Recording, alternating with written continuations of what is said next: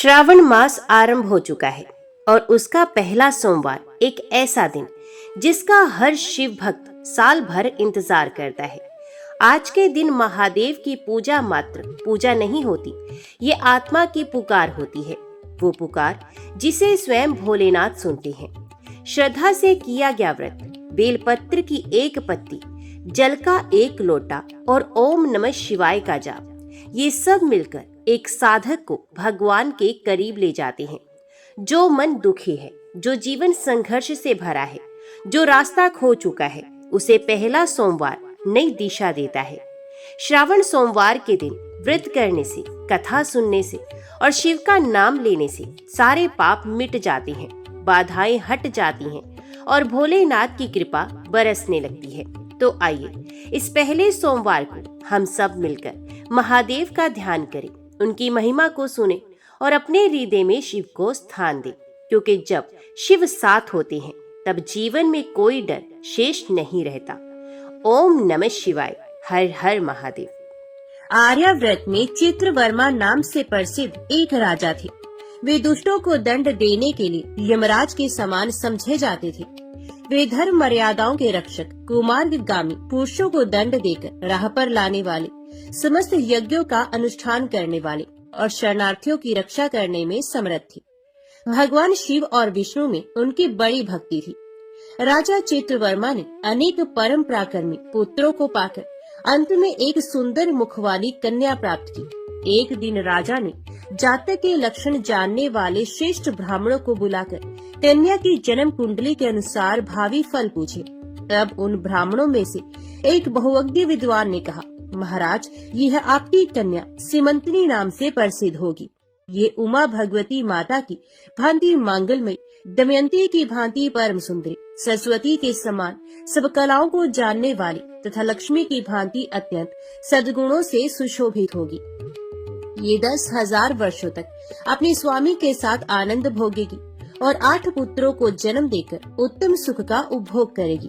तत्पश्चात एक दूसरे ब्राह्मण ने कहा, यह कन्या 14वें वर्ष में विधवा हो जाएगी। ये वज्रघात के समान दारुण वचन सुनकर राजा 2 घड़ी तक चिंता में डूबे रहे। तदनंतर सब ब्राह्मणों को विदा करके राजा ने सब कुछ भाग्य के अनुसार ही होता है ऐसा समझकर चिंता छोड़ दी। सीमंतनी धीरे धीरे सयानी हुई। अपनी सखी के मुख से भावी वैधव्य की बात सुनकर उसे बड़ा खेद हुआ।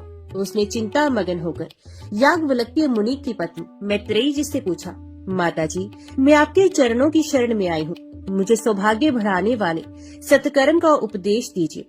इस प्रकार शरण में आई हुई राजकन्या से पतिव्रता मैत्रेयी ने कहा, सुंदरी, तू शिव सहित पार्वती जी की शरण में जा और सोमवार को एकाग्रचित हो स्नान और उपवास पूर्वक स्वच्छ वस्त्र धारण करके शिव और पार्वती का पूजन कर।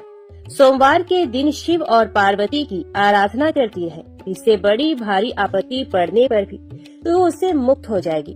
घोर से घोर एवं भयंकर महाकलेश में पड़कर भी शिव पूजन ना छोड़ना, उसके प्रभाव से महान भय से पार हो जाओगी। इस प्रकार सीमंतिनी को आश्वासन देकर पतिव्रता मैत्रेयी आश्रम को चली गई। राजकुमारी ने उनके कथन अनुसार भगवान शिव का पूजन प्रारंभ किया।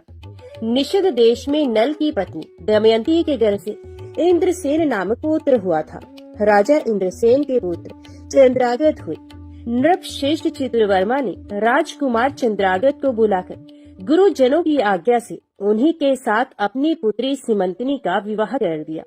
उस विवाह में बड़ा उत्सव हुआ था। विवाह के पश्चात चंद्रागत कुछ काल तक ससुराल में ही रहे। एक दिन राजकुमार यमुना के पार जाने के लिए कुछ मित्रों के साथ नाव पर सवार हुए। भाग्यवश नाव यमुना के भंवर में मल्लाहों सहित डूब गई। यमुना के दोनों तटों पर बड़ा भारी हाहाकार मच गया। इस दुर्घटना को देखने वाले समस्त सैनिकों के विलाप से सारा आकाश मंडल गूंज उठा। डूबने वालों में से कुछ तो मर गए और कुछ ग्राहों के पेट में चले गए तथा राजकुमार आदि कुछ लोग उस महाजाल में अदृश्य हो गए। ये समाचार सुनकर राजा चित्रवर्मा बड़े व्याकुल हुए और यमुना के किनारे आकर मूर्छित होकर गिर पड़े। सीमंतिनी ने भी जब ये समाचार सुना तब वह अचेत होकर धरती पर गिर पड़ी। राजा इंद्रसेन भी अपने पुत्र के डूबने का समाचार पाकर रानियों सहित बहुत दुखी हुए और सुध बुद्ध खोकर गिर पड़े। तदंतर बड़े बूढ़ों के समझाने पर राजा चित्रवर्मा धीरे धीरे नगर में आए और उन्होंने अपनी पुत्री को धीरज बंधाया। राजा चित्रवर्मा ने जल में डूबे हुए अपने दामाद का औधर दैहिक कृत्य वहाँ आए हुए उनके बंधु बांधवों से करवाया। पतिव्रता सीमंतनी ने चिता में बैठकर पतिलोक में जाने का विचार किया, किंतु उसके पिता ने स्नेहवश उसे रोक लिया। तब वे विधवा जीवन व्यतीत करने लगी। मुनि पत्नी मैत्रेयी ने जिस शुभ सोमवार व्रत का उपदेश दिया था, उसे सदाचार परायणा सीमंतनी ने विधवा होने पर भी नहीं छोड़ा। इस प्रकार 14वें वर्ष की आयु में अत्यंत दारुण दुख पाकर वे भगवान शिव के चरणार बिंदों का चिंतन करने लगी। शिव की आराधना करते करते उसके 3 वर्ष व्यतीत हो गए। उधर पुत्र शोक से उन्मत्त हुए राजा इंद्रसेन को बलपूर्वक दबाकर उनके भाइयों ने सारा राज्य छीन लिया और उन्हें पत्नी सहित पकड़कर कारागृह में डाल दिया। इंद्रसेन के पुत्र चंद्रागत यमुना के जल में डूबने पर नीचे नीचे गहराई में उतरने लगे। बहुत नीचे जाने पर उन्होंने नाग वधुओं को जल क्रीड़ा में निमग्न देखा। राजकुमार को देखकर वे भी विस्मित हुए और उन्हें पाताल लोक में ले गए। वहाँ चंद्रागत ने तक्षक नाग के परम अद्भुत रमणीय नगर में प्रवेश किया और इंद्र भवन के समान मनोहर एक सुंदर महल देखा, जो बड़े बड़े रत्नों की प्रकाशमान किरणों से उद्दीप्त हो रहा था। भगवान सूर्य के समान तेजस्वी तक्षक नाग को सभा भवन में विराजमान देख परम बुद्धिमान राजकुमार ने प्रणाम किया और हाथ जोड़कर खड़े हो गए। तक्षक के तेज से उनके नेत्र चौंधे आ गए। नागराज ने भी मनोरम राजकुमार को देखकर उन नागिनों से पूछा, ये कौन है और कहाँ से आया है? उन्होंने उत्तर दिया, हमने इसे यमुना जल में देखा है और इसके कुल तथा नाम का परिचय न होने के कारण आपके पास ले आई हैं। तब तक्षक ने राजकुमार से पूछा, तुम किसके पुत्र हो, कौन हो, कौन सा तुम्हारा देश है और यहाँ पर तुम्हारा कैसे आगमन हुआ है? राजपुत्र ने कहा, भूमंडल में निषिद्ध नाम से प्रसिद्ध एक देश है। उसके स्वामी राजा नल महायशस्वी हो गए हैं। वे पुण्य श्लोक माने जाते हैं। उनके पुत्र इंद्रसेन हुए और इंद्रसेन का पुत्र मैं हुआ। मेरा नाम चंद्रागत है। मैं अभी नूतन विवाह करके ससुराल में ही टिका था और यमुना जी के जल में विहार करता हुआ देव की प्रेरणा से डूब गया। ये नाग पत्नियां मुझे आपके पास ले आई हैं। जन्मांतर के उपार्जित पुण्यों के प्रभाव से यहाँ मैंने आपके चरणार बिंदों का दर्शन किया है। आज मैं धन्य हूँ। मेरे माता पिता कृतार्थ हो गए, क्योंकि आपने दया करके मेरी ओर देखा और मुझसे वार्तालाप किया है। इस प्रकार अत्यंत मनोहर उदारता पूर्ण वचन सुनकर तक्षक ने कहा, राजकुमार, तुम भय न करो, धैर्य रखो और बताओ, तुम संपूर्ण देवताओं में किसकी पूजा करते हो? राजकुमार ने कहा, जो संपूर्ण देवों में महादेव कहे जाते हैं, उन्हें विश्वात्मा उमापति भगवान शिव की मैं पूजा करता हूँ, जो विधाता के भी विधाता, कारणों के भी कारण और तेजों में सर्वोत्कृष्ट तेज है। वे भगवान शिव मेरी परम गति है, जो अत्यंत निकट होकर भी पाप से दूषित चित्त वाले पुरुषों के लिए बहुत दूर है, तथा जिनके तेज की कोई सीमा नहीं, जो अग्नि, भूमि, वायु, जल और आकाश में भी स्थित है। ये विश्वात्मा भगवान सदाशिव हम सबके लिए परम पूजनीय है, जो संपूर्ण भूतों के साक्षी, सबकी आत्मा में स्थित रहने वाले परमेश्वर तथा निरंजन है। संपूर्ण संसार जिनकी इच्छा के अधीन है, मैं उन भगवान शिव की पूजा करता हूँ। ज्ञानी पुरुष जिन्हें एक आदि और पुराण पुरुष कहते हैं, गुणों के भेद से जिनमें भिन्नता की प्रतीति होती है, जिन्हें कोई तो क्षेत्रज्ञ, कोई तुरैय और कोई कूटस्थ कहते हैं, ये भगवान शिव मेरे परमाश्रय हैं, जो चैतन्य में अचिंत्य तत्व है, जिनके तेज का कहीं अंत नहीं।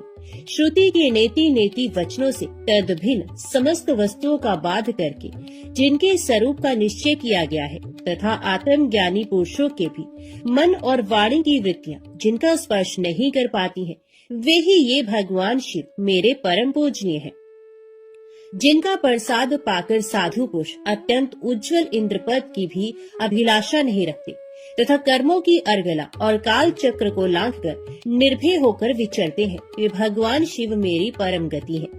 जिनकी स्मृति चांडाल की योनि में जन्म पाने वाले मनुष्यों के भी समस्त पाप रूपी रोगों का नाश करती है तथा जिनका संपूर्ण रूप श्रुतियों के लिए भी ढूंढने योग्य है, उन्हीं भगवान शिव के उद्देश्य से मैं सदैव पूजा करता हूँ। देव नदी गंगा जिनके मस्तक पर स्थान पाकर सुशोभित होती है, भगवती जगदम्बिका जिनके अर्धांग में निवास करती है, तक्षक और वासुकी दोनों नागराज जिनके कानों के कुंडल हैं, वे चंद्रशेखर भगवान शिव मेरे परमाश्रय हैं, जिनके चरण कमल वेदों के शीर्ष स्थानीय उपनिषदों में गौरवान्वित होती है। वेदांत की श्रुति भी जिनके चरणार विंदों का गुणगान करती है, जिनका दिव्य स्वरूप सदा योगियों के हृदय में प्रकाशित होता है तथा जिनकी सगुण मूर्ति संपूर्ण तत्वों का प्रकाश करने वाली है। गुणमयी सृष्टि पर विजय पाने वाले वे भगवान शंकर मेरे द्वारा पूजित होते हैं।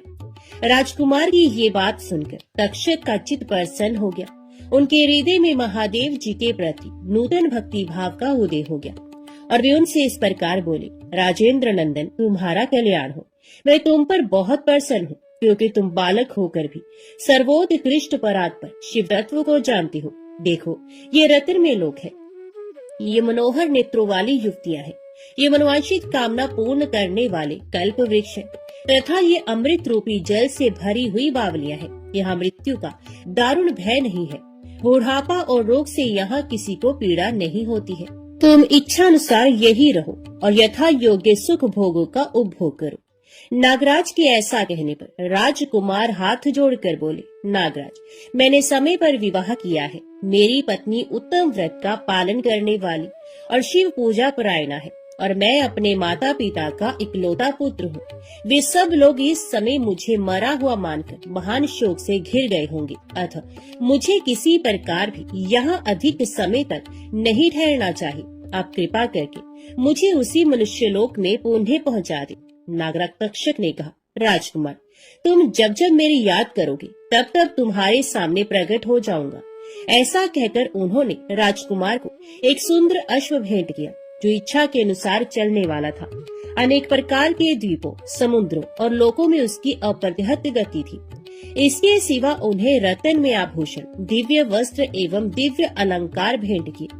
उनकी सहायता के लिए सारी व्यवस्था करने के पश्चात रक्षक ने जाओ कहकर प्रेम पूर्वक उन्हें विदा किया। चंद्रांगद उस घोड़े पर सवार हो निकले और थोड़ी ही देर में यमुना के जल से बाहर आकर उस दिव्य अश्व पर चढ़े हुए नदी के रमणीय तट पर घूमने लगे। इसी समय पतिव्रता सीमंतनी अपनी सखियों से घिरी हुई वहां स्नान करने के लिए आई। उसने यमुना के तट पर मनुष्य रूप धारी नाग कुमार के साथ भ्रमण करते हुए राजकुमार चंद्रांगद को देखा। दिव्य अश्व पर आरूढ़ हुए अपूर्व आकार वाले उन राजकुमार को देखकर वे उन्हीं की ओर दृष्टि लगाए खड़ी हो गई। उसे देखकर चंद्रांगद ने भी मन ही मन विचार किया, जान पड़ता है इसे मैंने पहले कभी देखा है। तत्पश्चात वे घोड़े से उतरकर नदी के किनारे आ बैठे और उस सुंदरी को बुलाकर समीप बैठाकर पूछा, तुम कौन हो, किसकी स्त्री और किसकी कन्या हो? सीमंतनी लज्जावश स्वयं कुछ बोल न सकी। तब उसकी सखी ने सब बातें बताई। इसका नाम सीमंतनी है। ये निषद राज इंद्रसेन की पुत्र वधु, युवराज चंद्रांगद की पत्नी और महाराज चित्रवर्मा की पुत्री है। दुर्भाग्यवश इसके पति इस महाजल में डूब गए। इससे वैधव्य का दुख प्राप्त करके यह बाला शोक से सूखती जा रही है। अत्यंत प्रबल शोक में ही इसने 3 वर्ष व्यतीत किए हैं। आज सोमवार है, इसलिए यहाँ यमुना जी के स्नान करने के लिए आई है। इसके ससुर का राज्य भी शत्रु ने छीन लिया है, बल पूर्वक उस पर अधिकार जमा लिया है और वे महाराज अपनी पत्नी के साथ उनकी कैद में पड़े हैं।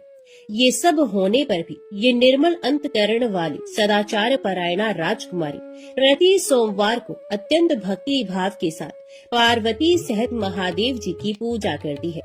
उत्तम व्रत का पालन करने वाली सीमंतनी ने अपनी सखी के मुख से सब बातें कहलवाकर स्वयं ही राजकुमार से पूछा, आप कौन हैं? आपके पार्श्ववर्ती ये दोनों पुरुष कौन हैं? आपने मेरे वृत्तांत को एक स्नेही की भांति क्यों पूछा है? महाबाहो, मुझे ऐसा जान पड़ता है कि पहले मैंने आपको कहीं देखा है। आप मुझे स्वजन की भांति प्रतीत होते हैं। इतना कहकर राजकुमारी सीमंतनी नेत्रों से आंसू की धारा बहाती हुई बहुत देर तक फूट फूट कर रोती रही और मूर्छित होकर पृथ्वी पर गिर पड़ी। अपनी प्रियतमा के शोक का कारण सुनकर चंद्रागत भी शोक से व्याकुल हो 2 घड़ी तक चुपचाप बैठे रहे। तदंतर सीमंतनी उठकर राजकुमार की ओर बारंबार निहारने लगी। उसने पहले देखे हुए अंग चिन्हों, स्वर आदि लक्षणों, अवस्था के प्रमाण तथा रूप रंग आदि की परीक्षा करके ये निश्चय किया कि ये अवश्य ही मेरे पति हैं, क्योंकि मेरा हृदय प्रेम से अधीर होकर इन्हीं में अनुरक्त हुआ है। परंतु क्या मुझ अभागिनी को अपने मरे हुए पति का दर्शन हो सकता है? ये स्वप्न है या भ्रम? अथवा मुनि पत्नी मैत्रेयी ने जो मुझे ये कहा था कि तुम भारी से भारी विपत्ति में पड़ने पर भी इस व्रत का पालन करती रहना, उसी का तो ये फल नहीं है। एक श्रेष्ठ ब्राह्मण ने मेरा 10,000 वर्षों का सौभाग्य बतलाया था। उन ब्राह्मण देवता का ये वचन अवश्य सत्य होगा, ये ईश्वर के बिना कौन जान सकता है। इधर प्रतिदिन मुझे मंगल सूचक शुभ शगुन दिखाई देते हैं। पार्वती देवी के प्राणनाथ भगवान शिव के प्रसन्न होने पर देहधारियों के लिए कौन सी वस्तु दुर्लभ हो सकती है। इस प्रकार भांति भांति से विचार करके उसका संदेह दूर हुआ। तब लज्जा से उसने अपना मुख नीचे की ओर कर लिया। उस समय राजकुमार ने कहा, भद्रे, मैं तुम्हारे पति के शोक संतप्त माता पिता से ये समाचार बतलाने के लिए जा रहा हूँ। तुम्हारा कल्याण हो, तुम्हारे पति तुमसे शीघ्र ही मिलेंगे।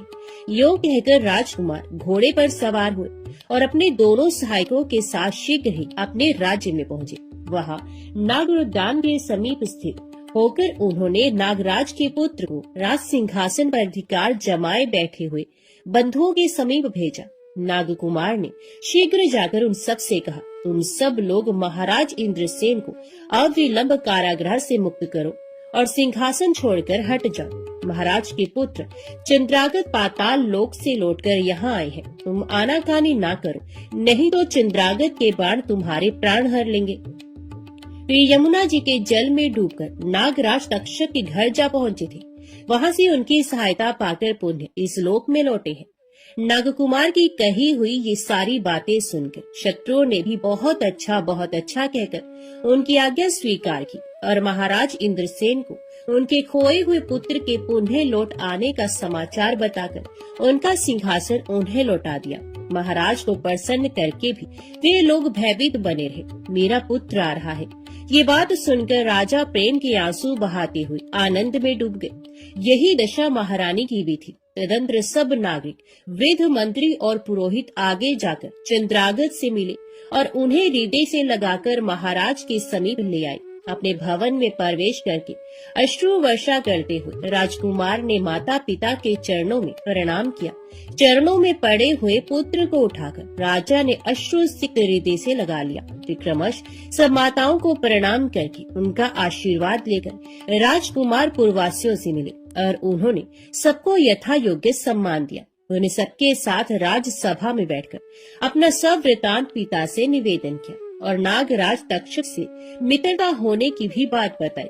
राजकुमार का चित्र देख और सुनकर राजा इंद्रसेन हर्ष से विवल हो गए। उन्होंने अपने मन में यही माना कि मेरी पुत्र वधू ने भगवान महेश्वर की आराधना करके इस अनुपम सौभाग्य का अर्जन किया है। निषदराज ने ये मंगलमय वार्ता दूतों के द्वारा महाराज चित्रवर्मा को भी कहला दी। ये अमृतमय वार्ता सुनकर महाराज चित्रवर्मा आनंद से विवल हो गए और बड़े वेग से उठकर उन्होंने संदेश वाहकों को उपहार में बहुत धन दिया। फिर अपनी पुत्री को बुलवाकर उन्होंने उससे वैधव्य के चिन्हों का परित्याग करवाया और उसे नाना प्रकार के आभूषणों से विभूषित किया। तत्पश्चात समूचे राष्ट्र के गांव और नगर आदि में बड़ा भारी उत्सव हुआ और सब लोगों ने राजकुमारी सीमंतनी के सदाचार की बड़ी प्रशंसा की। चित्रवर्मा ने इंद्रसेन के पुत्र चंद्रागत को बुलाकर सीमंतनी को उनके साथ विदा कर दिया। चंद्रागत ने तक्षक के घर से लाए हुए रत्न आदि आभूषणों के द्वारा जो मानव मात्र के लिए अत्यंत दुर्लभ है, अपनी पत्नी को अलंकृत किया। तपे हुए स्वर्ण के समान सुशोभित 40 कोस तक जाने वाली सुगंध से युक्त दिव्य अंगराग से सीमंतनी की बड़ी शोभा हो रही थी। कमल के केसर के समान रंग वाले कल्प वृक्ष के पुष्पों से बनी हुई और कभी ना कुम्हलाने वाली माला भी सती सीमंतनी की शोभा बढ़ा रही थी। इस प्रकार शुभ मुहूर्त में अपनी पत्नी को साथ लेकर श्वशुर की आज्ञा से चंद्रागर पुनः अपनी नगरी में आए। महाराज इंद्रसेन ने अपने पुत्र को राज सिंहासन पर बिठाकर तपस्या द्वारा भगवान शिव की आराधना करके योगी पुरुषों को उपलब्ध होने वाली उत्तम गति प्राप्त की। राजा चंद्रागर ने अपनी धर्म पत्नी सीमंतनी के साथ 10,000 वर्षों तक नाना प्रकार के विषयों का उपभोग किया। उन्होंने 8 पुत्रों और 1 कन्या को जन्म दिया। सीमंतनी प्रतिदिन भगवान महेश्वर की पूजा करती हुई अपने स्वामी के साथ सुख पूर्वक रहने लगी। उसने सोमवार व्रत के प्रभाव से अपना खोया हुआ सौभाग्य प्राप्त कर लिया। ओम नमः शिवाय, हर हर महादेव। अभी सुनिए 16 सोमवार की व्रत कथा।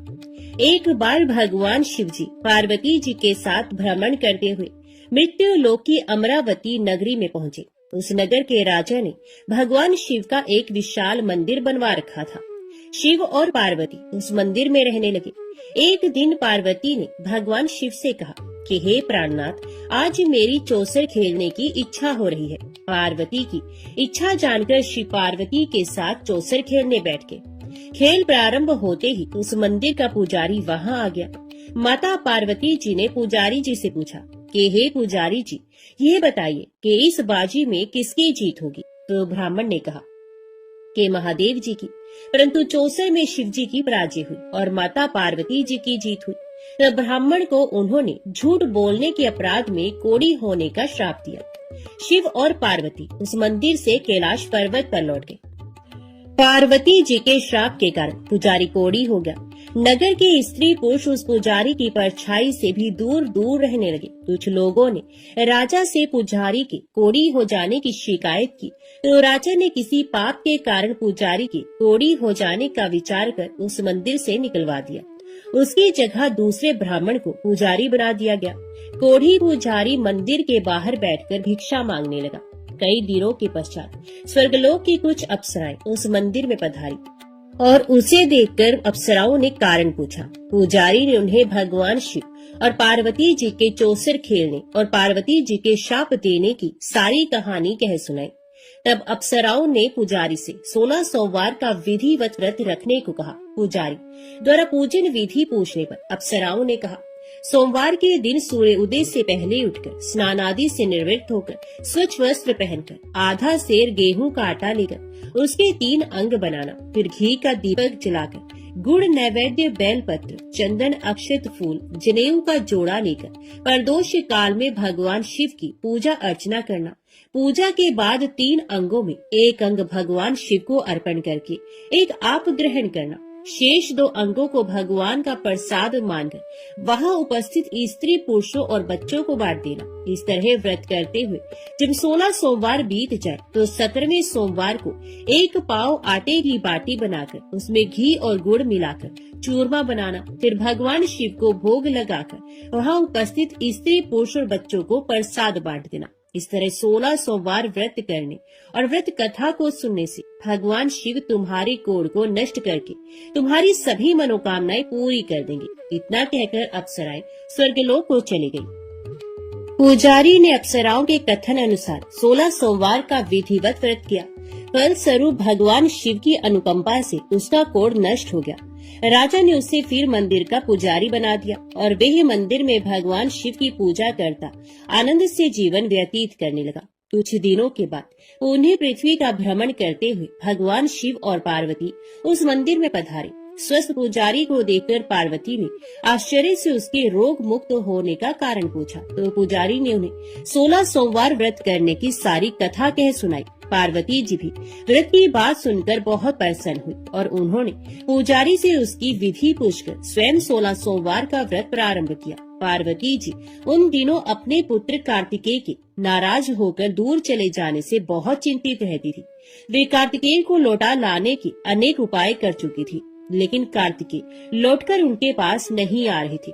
16 सोमवार का व्रत करते हुए पार्वती ने भगवान शिव से कार्तिकेय के लौटने की मनोकामना की। व्रत समापन के तीसरे दिन सचमुच कार्तिकेय वापस लौट आए। कार्तिकेय ने अपने हृदय परिवर्तन के संबंध में पार्वती जी से पूछा, हे माता, आपने ऐसा कौन सा उपाय किया था जिससे मेरा क्रोध नष्ट हो गया और मैं वापस लौट आया। तब पार्वती जी ने कार्तिकेय को 16 सोमवार के व्रत की कथा कह सुनाई। कार्तिकेय अपने एक ब्राह्मण मित्र ब्रह्मदत्त के परदेश चले जाने से बहुत दुखी थे। उसको वापस लौटाने के लिए कार्तिकेय ने 16 सोमवार का व्रत करते हुए ब्रह्मदत्त के वापस लौट आने की कामना प्रकट की। व्रत के समापन के कुछ दिनों के बाद मित्र लौट आया। ब्राह्मण ने कार्तिकेय से कहा, प्रिय मित्र, तुमने ऐसा कौन सा उपाय किया जिससे परदेश में मेरे विचार एकदम परिवर्तित हो गए और मैं तुम्हारा स्मरण करते हुए लौट आया। कार्तिकेय ने अपने मित्र को भी 16 सोमवार के व्रत की कथा विधि सुनाई। ब्राह्मण मित्र व्रत के बारे में सुनकर बहुत खुश हुआ और उसने भी व्रत किया। 16 सोमवार व्रत का समापन करने के बाद ब्रह्मदत्त विदेश यात्रा पर निकला। वह नगर के राजा हर्षवर्धन की बेटी राजकुमारी गुंजन का स्वयंवर हो रहा था। वहाँ के राजा ने प्रतिज्ञा की थी कि एक हथिनी यह माला जिसके गले में डालेगी वे अपनी पुत्री का विवाह उसी से करेगा। ब्राह्मण भी उत्सुकतावश महल में चला गया। वहाँ कई राज्यों के राजकुमार बैठे थे। तभी एक सजी धजी हथिनी सूंड में जयमाला लिए वहाँ आई। हथिनी ने ब्राह्मण के गले में जयमाला डाल दी। फलस्वरूप राजकुमारी का विवाह ब्राह्मण से हो गया। एक दिन उसकी पत्नी ने पूछा कि प्राणनाथ, आपने कौन सा शुभ कार्य किया था जो उस हथिनी ने राजकुमारों को छोड़कर आपके गले में जयमाला डाल दी? ब्राह्मण ने 16 सोमवार व्रत की विधि बताई। अपने पति से 16 सोमवार का महत्व जानकर राजकुमारी ने पुत्र की इच्छा से 16 सोमवार का व्रत किया। निश्चित समय पर भगवान शिव की अनुकंपा से राजकुमारी के एक सुंदर, सुशील व स्वस्थ पुत्र पैदा हुआ। पुत्र का नामकरण गोपाल के रूप में हुआ। बड़ा होने पर पुत्र गोपाल ने भी माँ से एक दिन प्रश्न किया कि मैंने तुम्हारे ही घर में जन्म लिया, इसका क्या कारण है? माता गुंजन ने पुत्र को 16 सोमवार व्रत की जानकारी दी। व्रत का महत्व जानकर गोपाल ने भी व्रत करने का संकल्प किया। गोपाल जब 16 वर्ष का हुआ तो उसने राज्य पाने की इच्छा से 16 सोमवार का विधिवत व्रत किया। व्रत समापन के बाद गोपाल घूमने के लिए समीप के नगर में गया। वहाँ के वृद्ध राजा ने गोपाल को पसंद किया और बहुत धूमधाम से अपनी पुत्री राजकुमारी मंगला का विवाह गोपाल के साथ कर दिया। 16 सोमवार के व्रत करने से गोपाल महल में पहुंचकर आनंद से रहने लगा। 2 वर्ष बाद वृद्ध राजा का निधन हो गया तो गोपाल को उस नगर का राजा बना दिया गया। इस तरह 16 सोमवार व्रत करने से गोपाल की राज्य पाने की इच्छा पूर्ण हुई। राजा बनने के बाद भी विधिवत 16 सोमवार का व्रत करता रहा। व्रत के समापन पर 17वें सोमवार को गोपाल ने अपनी पत्नी मंगला से कहा कि व्रत की सारी सामग्री लेकर वे समीप के शिव मंदिर में पहुँचे। पति की आज्ञा का उल्लंघन करके सेवकों द्वारा पूजा की सामग्री मंदिर में भेज दी, स्वयं मंदिर नहीं गई।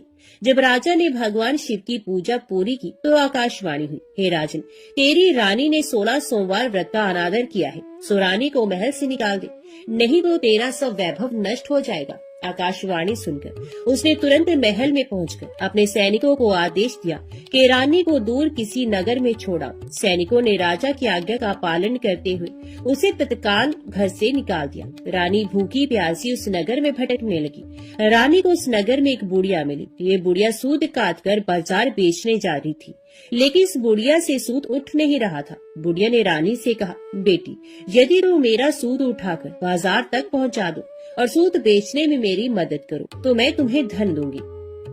रानी ने बुढ़िया की बात मान ली, लेकिन जैसे ही रानी ने सूद की गठरी को हाथ लगाया तभी जोर की आंधी चली और गठरी खुल जाने से सारा सूद आंधी में उड़ गया। बुढ़िया ने उसे फटकार कर भगा दिया। रानी चलते चलते नगर में एक तेली के घर पहुंची। उस तेली ने तरस खाकर रानी को घर में रहने के लिए कह दिया, लेकिन तभी भगवान शिव के प्रकोप से तेली के तेल से भरे मटके एक एक करके फूटने लगे। तेली ने भी भगा दिया। भूख प्यास से व्याकुल रानी वहाँ से आगे गई और चल पड़ी। रानी ने एक नदी पर जल पीकर अपनी प्यास शांत करनी चाही तो नदी का जल उसके स्पर्श से सूख गया। अपने भाग्य को कोसती हुई रानी आगे चल दी। चलते चलते रानी एक जंगल में पहुंची। उस जंगल में एक तालाब था, उसमें निर्मल जल भरा हुआ था। निर्मल जल देखकर रानी की प्यास तेज हो गई, जल पीने लगी। रानी ने तालाब की सीढ़ियां उतरकर जैसे ही जल को स्पर्श किया तभी उस जल में असंख्य कीड़े उत्पन्न हो गए। रानी ने दुखी होकर उस गंदे जल को पीकर अपनी प्यास शांत की। रानी ने एक पेड़ की छाया में बैठकर कुछ देर आराम करना चाहा तो उस पेड़ के पत्ते पल भर में सूखकर बिखर गए। रानी दूसरे पेड़ के नीचे जाकर बैठी। जिस पेड़ के नीचे बैठती वही सूख जाता। वन और सरोवर की ये दशा देखकर वहाँ के ग्वाले बहुत हैरान हुए। ग्वाले रानी को समीप के मंदिर में पुजारी जी के पास ले गए। रानी के चेहरे को देखकर ही पुजारी जान गए कि रानी अवश्य किसी बड़े घर की है, भाग्य के कारण दर दर भटक रही है। पुजारी ने रानी से कहा, पुत्री तुम कोई चिंता नहीं करो, मेरे साथ इस मंदिर में रहो, कुछ ही दिनों में सब ठीक हो जाएगा। पुजारी की बातों से रानी को बहुत सांत्वना मिली।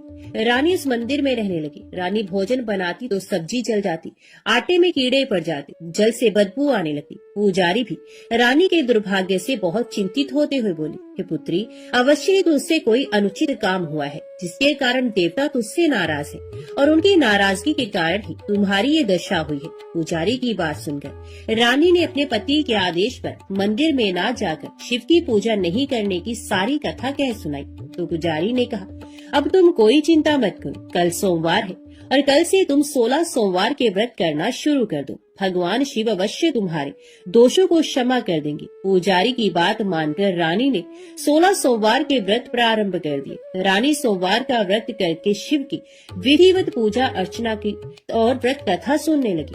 जब रानी ने 17वें सोमवार को विधिवत व्रत का समापन किया तो उधर उसके पति राजा के मन में रानी की याद आई। राजा ने तुरंत अपने सैनिकों को रानी को ढूंढकर लाने के लिए भेजा। रानी को ढूंढते हुए सैनिक मंदिर में पहुंचे और रानी से लौटकर चलने के लिए कहा। पुजारी ने सैनिकों से मना कर दिया और सैनिक निराश होकर लौट गए। उन्होंने लौटकर राजा को सारी बात बताई। राजा स्वयं उस मंदिर में पुजारी के पास पहुंचे और रानी को महल से निकाल देने के कारण पुजारी जी से क्षमा मांगी। पुजारी जी ने राजा से कहा, ये सब भगवान शिव के प्रकोप के कारण हुआ है। इतना कहकर रानी को विदा किया। राजा के साथ रानी महल में पहुंची। महल में बहुत खुशियां मनाई गई। पूरे नगर को सजाया गया। राजा ने ब्राह्मणों को अन्न, वस्त्र और धन का दान किया। नगर में निर्धनों को वस्त्र बांटे गए। रानी 16 सोमवार का व्रत करते हुए महल में आनंद पूर्वक रहने लगी। भगवान शिव की अनुकंपा से उसके जीवन में सुख ही सुख भर गए। 16 सोमवार के व्रत करने और कथा सुनने से मनुष्य की सभी मनोकामनाएं पूर्ण होती हैं और जीवन में किसी तरह की कमी नहीं होती है। स्त्री पुरुष आनंद पूर्वक जीवन यापन करते हुए मोक्ष को प्राप्त होती है। ओम नमः शिवाय। हर हर महादेव। दक्षिण के किसी जंगली प्रदेश में रहने वाली एक शिकारी जाति का सरदार नाग था। उसका काम था हत्या करना। उसके बाणों की नोक में जहर लगा रहता था जो आग के समान जलता था। धनुष बाण चलाने में वे अत्यंत चतुर था। क्रोधोमद सिंह के समान वे बली था। उसकी पत्नी का नाम तत्ता था। वे भी सिंहनी के ही समान डरावनी थी। वे उजले शंखों और सिंह के दांतों की माला पहनती थी। बहुत दिनों के बाद उन्हें एक पुत्र उत्पन्न हुआ। उसका नाम तिन रखा गया। तिन का अर्थ भारी होता है। अपने लड़के को गोद में उठाने पर नाग को वे भारी लगा, इसलिए उसका नाम उसने तिन रख दिया। तिन 16 वर्ष की उम्र में ही धनुष बाण, भाला, तोमर और वीरों के योग्य दूसरे अस्त्र शस्त्र चलाने में बहुत निपुण हो गया। नाग को बुढ़ापा आता हुआ मालूम हुआ।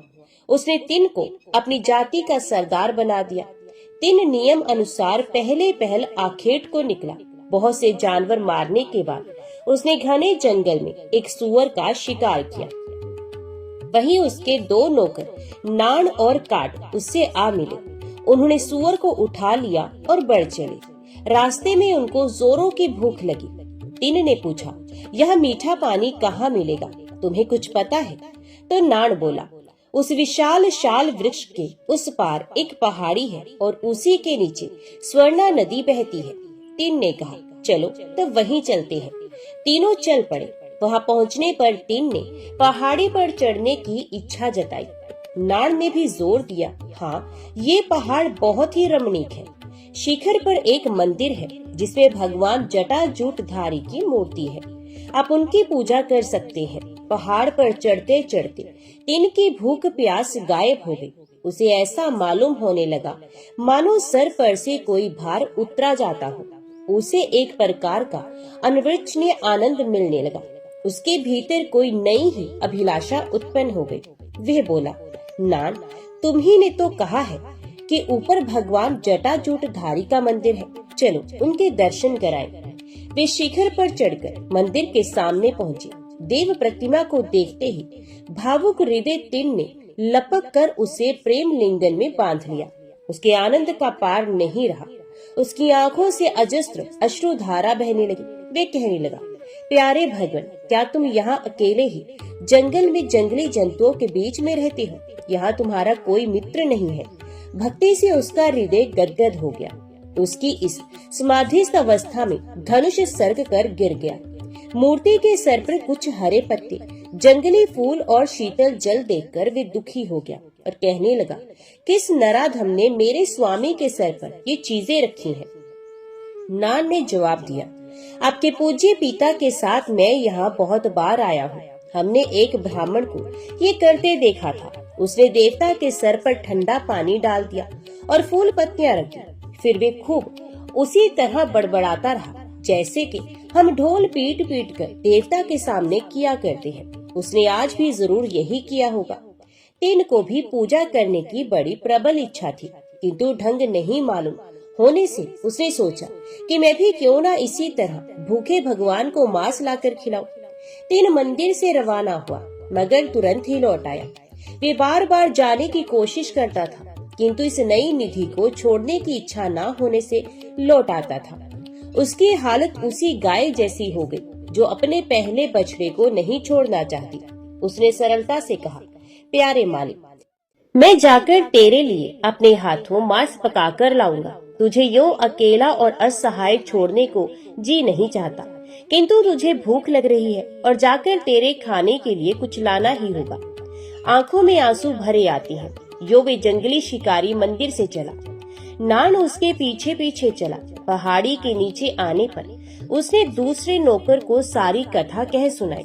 ये भी कहा कि मालिक ने मूर्ति का आलिंगन किया था, उसे देर तक नहीं छोड़ा और अब देवता के लिए पका हुआ मांस ले जाने को आए हैं। नौकर रोने लगे, हमारा तो सर्वनाश हो गया, सरदार पागल हो गया। तीन ने उनके रोने की जरा भी परवाह न की। उसने पकाया, फिर उसे चखकर देखा कि ठीक ठीक पका तो है, स्वाद ठीक है, और संतोष हो जाने पर पहाड़ पर ले जाने के लिए उसे शाल के पत्ते में लपेट कर रख लिया। नौकरों ने मन ही मन कहा, पगला कर क्या रहा है? पका हुआ मांस मुंह में डालकर चखता है और इतना भूखा होने पर भी उसे बिना खाए ही पत्ते पर रख देता है। अपनी भूख प्यास की तो कोई बात ही नहीं करता। हमें भी मांस देने का नाम नहीं लेता। अपने देवता के लिए थोड़ा सा चुनकर बाकी फेंक देता है। इसका सर फर गया है, अब अच्छा नहीं हो सकता। खैर चलो, इसके बाप से ये बात कह देती है। दोनों नौकर उसे छोड़कर चले गए। तीन ने ना तो उनकी बात सुनी और ना उनका जाना ही उसे मालूम हुआ। वे तो अपने ही काम में मगन था। अभिषेक के लिए उसने अपने मुंह में ताजा पानी भर लिया, क्योंकि उसके पास कोई बर्तन नहीं था। चढ़ाने के लिए अपने बालों में उसने कुछ जंगली सुगंधित फूल खोस लिए। एक हाथ में उसने मांस लिया और दूसरे में आत्म रक्षा के लिए तीर, धनुष, और वे दोपहर की कड़कड़ाती धूप में पहाड़ पर चढ़कर जाने लगा। ये सोचकर कि देवता भूखे होंगे, वे और भी तेजी से चलने लगा। शिखर पर पहुंचने के बाद वे मंदिर में जूता पहने ही दौड़कर घुस गया। देवता के सर पर से पुराने फूल उसने बड़े स्नेह के साथ पैरों से हटाए, अभिषेक के लिए ऊपर से कुल्ला कर दिया और देवता के आगे मांस रखकर अपनी साधारण बोली में खाने का आग्रह करने लगा। अंधेरा हो गया। तीन ने सोचा, ये समय तो जंगली जानवरों के घूमने का है, देवता को यहाँ अकेला छोड़कर मैं नहीं जा सकता। उसने हाथ में धनुष बाण लेकर रात भर पहरा दिया। सवेरा होने पर जब चिड़िया चहचहाने लगी, तब वे देवता के आगे प्रणिपात और प्रार्थना करके ताजा मांस लाने के लिए चला गया। वे ब्राह्मण पुजारी जो पूजा किया करता था, नियम अनुसार प्रातः काल आया। मंदिर में जूतों और कुत्ते के पैरों की छाप देखकर तथा चारों ओर हाड़ मांस चितराया हुआ देखकर वे बहुत ही घबराया। विलाप करने लगा, हाय भगवान, अब मैं क्या करूं? किसी जंगली शिकारी ने मंदिर भ्रष्ट कर दिया है। लाचार उसने झाड़ बुहार कर साफ किया। मांस के टुकड़े कहीं पैरों से छू ना जाए, इसलिए उसे बड़ी कठिनता से इधर उधर चलना पड़ता था। फिर भी नदी में से स्नान करके आया और मंदिर की संपूर्ण शुद्धि की। आंखों में आंसू भरकर देवता के आगे प्रणिपात करने लगा। फिर उठकर उसने वेद ऋचाओं से परम पुरुष परमात्मा की स्तुति की। पूजा समाप्त करके वे अपने तपोवन को लौट गया। तिन ने कई जानवर मारे और पिछले दिन के समान चुनकर मांस पकाया और चख चख कर अच्छे अच्छे टुकड़े अलग रख दिए। उसने कई अच्छे ताजे मधु के छत्ते इकट्ठे किए, उनका मधु मांस में निचोड़ा। फिर वे मुंह में पानी भरकर बालों में फूल खोसकर एक हाथ में मांस लिए हुए और दूसरे में धनुष बाण लेकर पहाड़ पर चढ़ा। ज्यों-ज्यों मंदिर निकट आता जाता था, उसकी आतुरता भी बढ़ती जाती थी। वे बड़े बड़े डग भरता चला। उसने देवता के सर पर से फूल पत्ते पैर से ठेलकर साफ किए, कुल्ला करके अभिषेक कराया और ये कहते हुए कि मांस का उपहार सामने रखा। देवता, कल से आज का मांस मीठा है, कल तो केवल सुअर का मांस था, आज तो बहुत से स्वादिष्ट जानवरों के मांस चखकर और उसकी खूब स्वादिष्ट चुनकर लाया हूँ। उसमें मधु भी निचोड़ा है। इस तरह दिन के 5 दिन भर शिकार करके देवता के लिए मांस इकट्ठा करने और रात भर पहरा देने में बीते। उसे आप खाने पीने की सुध ही न रही। दिन के चले जाने के बाद प्रतिदिन ब्राह्मण पंडित आते और रात के इस भ्रष्टाचार पर विलाप करते। मंदिर धोकर साफ करते, नदी स्नान करके शुद्धि करते और पूजा पाठ करके अपने स्थान पर लौट जाते। जब इतने दिनों तक तिन नहीं लौटा, तब उसके सभी संबंधी और माता पिता निराश हो गए। ब्राह्मण पुजारी रोज ही हार्दिक प्रार्थना करते, हे प्रभु, मेरे पाप क्षमा करो, ऐसा भ्रष्टाचार रोको। एक रात स्वप्न में परमेश्वर उनके सामने आकर बोले, मित्र, तुम मेरे इस प्रिय शिकारी भक्त को नहीं जानते। ये मत समझो कि वे निरा शिकारी ही है, वे तो बिल्कुल ही प्रेम में है। वे मेरे सिवा और कुछ जानता ही नहीं। वे जो कुछ करता है मुझको प्रसन्न करने के लिए करता है। जब वह अपने जूते की नोक से मेरे सर पर से सूखे फूल हटाता है, तब उसका स्पर्श मुझे प्रिय पुत्र कुमार देव के आलिंगन से भी अधिक प्रिय लगता है। जब मुझ पर वे प्रेम और भक्ति से कुल्ला करता है, तब वे कुल्ले का ही पानी मुझे गंगा जल से भी अधिक पवित्र जान पड़ता है। वे अनपढ़ मूर्ख सच्चे स्वाभाविक प्रेम और भक्ति से जो फूल और बालों में से निकाल कर मुझ पर चढ़ाता है, वे मुझे स्वर्ग में देवताओं के भी चढ़ाए फूलों से अधिक प्रिय लगते हैं। और अपनी मातृभाषा में वे आनंद और भक्ति से भरकर जो थोड़े से शब्द कहकर मेरे सिवा सारी दुनिया का भान भूलकर मुझे प्रसाद पाने को कहता है, वे शब्द मेरे कानों में ऋषि मुनियों के वेद पाठ से कहीं अधिक मीठे लगते हैं। यदि उसकी भक्ति का महत्व देखना हो तो कल आकर मेरे पीछे खड़े हो जाना। इस आदेश के बाद पुजारी को रात भर नींद नहीं आई। प्रातः काल वे नियम अनुसार मंदिर में पहुंचा और पूजा पाठ समाप्त करके मूर्ति के पीछे जाकर छिप गया। दिन की पूजा का वे 6ठा दिन था और दिनों से आज उसे कुछ देर हो गई थी, इसलिए वे पैर बढ़ाता आया। रास्ते में उसे अपशगुन हुई। वे सोचने लगा, कहीं खून गिरना चाहिए, कहीं देवता को कुछ हुआ तो नहीं, इसलिए वह दौड़ा। अपने असुगुण को पूरा होते देखकर उसके शोक का पार न रहा। हाय, देवका को कितना कष्ट हो रहा था, क्योंकि उनकी दाहिनी आंख से खून की अविरल धारा बह रही थी। तिन ये दुखद दृश्य नहीं देख सका। वे रोने विलाप करने लगा, जमीन पर लौटने लगा, फिर उठा। उठकर भगवान की आंख से खून पोंछ दिया, परंतु तो भी खून का बहना रुका नहीं। वे फिर दुख आतुर होकर गिर पड़ा। तिन बिल्कुल ही घबरा गया। उसका चित्त अत्यंत दुखी हो गया। वे समझता नहीं था कि क्या करना चाहिए। थोड़ी देर के बाद वे उठा और तीर धनुष लेकर उस आदमी या जानवर को मारने निकला जिसने देवता की ये दुर्दशा की हो, परंतु उसे कहीं कोई प्राणी दिखाई नहीं पड़ा। वे लौट आया और मूर्ति को छाती से लगा करके विलाप करने लगा, हाय, मैं महापापी हूँ। रास्ते के सभी अपशगुन सच्चे हुए हैं। भगवत पिता मेरे प्यारे, तुम्हें क्या हुआ है? मैं तुम्हें क्या सहायता दूं? तब उसे कुछ जड़ी बूटियों की याद आई जिन्हें उसकी जाति के लोग घाव पर लगाते थे। वे दौड़ा और जब लौटा तो जड़ी बूटियों का एक गट्ठर लेकर उन्हें उसने देवता की आंख में एक एक करके निचोड़ दिया, पर इससे कुछ भी लाभ नहीं हुआ। उस समय उसे शिकारियों की कहावत याद आई कि मांस मांस ही अच्छा होता है। ये ख्याल आते ही उसके मन में आनंद की नई ही उमंग खेलने लगी। उसने देर न की, एक तेज बाण की नोक से अपनी दाहिनी आंख निकाल डाली और भगवान की आंख पर धीरे से धरकर उसे दबाया, और आश्चर्य कि इससे तुरंत खून का बहना बंद हो गया। वे आनंद से नाच उठा, ताल ठोक ठोक कर आनंद में ही नाचने लगा। उसकी असीम प्रसन्नतापूर्ण हंसी और आनंद ध्वनि से मंदिर गूंज गया। पर ये क्या हुआ? अरे, इस बीच बाईं आंख से भी खून बहने लगा। इस पर दुख और घबराहट में तीन भान भूल गया, परंतु वे विस्मृति क्षणिक ही थी।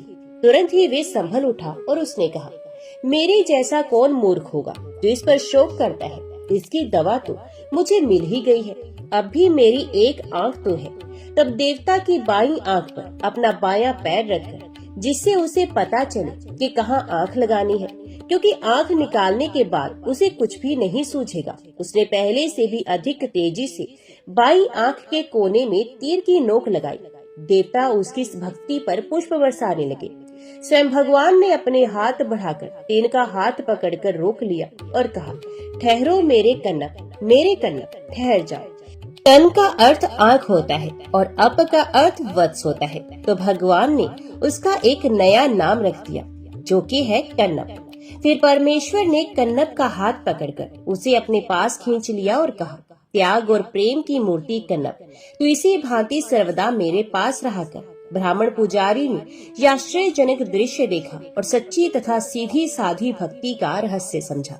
तो बोलो, भक्त और उनके भगवान की जय।